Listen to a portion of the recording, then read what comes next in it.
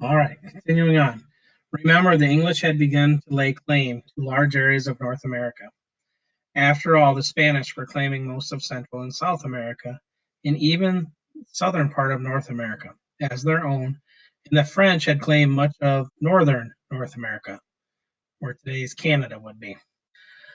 The English thought that it was only fair that they claim huge chunks of land too. As you recall, England's very first attempt to colonize North America on Roanoke Island off the coast of present-day North Carolina failed, and it became known as a lost colony.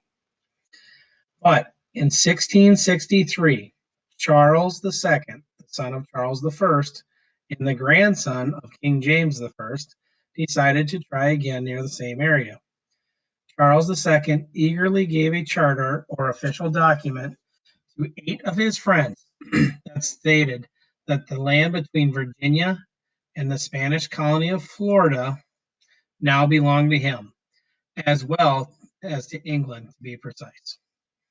Today, this land is known as North Carolina, South Carolina, and Georgia, although Georgia was not officially colonized until much later. Charles II also named part of this land after himself. This charter was extended in 1665, and more land was divided up among his friends to manage. Charles II was particularly generous to those who had helped his family when his father, Charles I, was killed.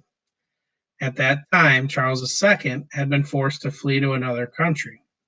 When Charles II was eventually allowed to return to England and take the throne, he owed a great deal of money to a great many people.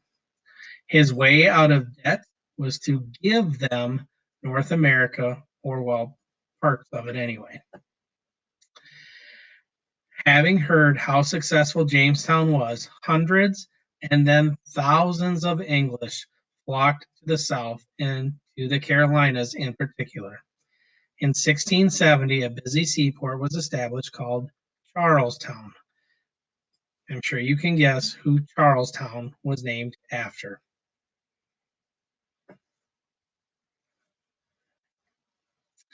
In the beginning, many colonists in the Carolinas established small farms.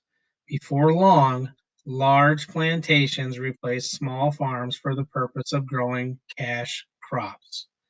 The top 3 cash crops in this area during this time were rice, tobacco, and indigo. Go ahead and answer the next questions.